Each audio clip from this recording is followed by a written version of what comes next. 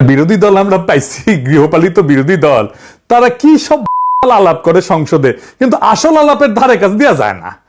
কারো গাড়ি লাগে, কারো ওয়াশিং মেশিন লাগে, মাইক্রোওয়েভ ওভেন লাগে, রাষ্ট্র নিয়ে, রাষ্ট্রের গন্তব্য নিয়ে, রাষ্ট্রের প্র্যাকটিস নিয়ে কোনো গভীর আলাপ নাই।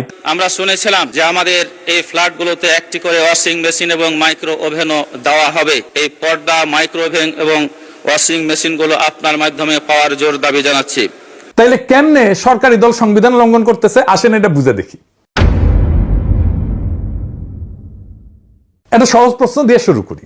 বাংলাদেশে পররাষ্ট্র মন্ত্রণালয়ের একটা অংশকে দেখতেছে, প্রতিরক্ষা মন্ত্রণালয়কে দেখতেছে, শিক্ষা মন্ত্রণালয়কে দেখতেছে, আইসিটি মন্ত্রণালয়কে দেখতেছে।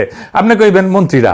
না, কয়েকটা গুরুত্বপূর্ণ মন্ত্রণালয়ের কাজ দেখতেছে এমন কিছু মানুষ যারা মন্ত্রী না, যারা রাষ্ট্রপতির সামনে শপথ নেয় নাই, যারা সংসদের কাছে দায়বদ্ধ না, যারা চেয়ার পাইছে কিন্তু সংসদে তাদের সেই চেয়ারে বসার কথা কেউ বলে নাই। এদের নাম উপদেষ্টা আর বিশেষ সহকারী। আজকের এপিসোড এই অনির্বাচিত মানুষদের নিয়ে। আর এই বিএনপি সারা জীবন সংবিধান করে আসছে, চিক্কর পারিছে। সেই বিএনপি নিজেই কিভাবে সংবিধানকে পাশ কাটায়, সংবিধান লঙ্ঘন কইরা আজকে এই উপদেষ্টাদেরকে নিয়োগ দিছে, সেটা আমরা দেখব।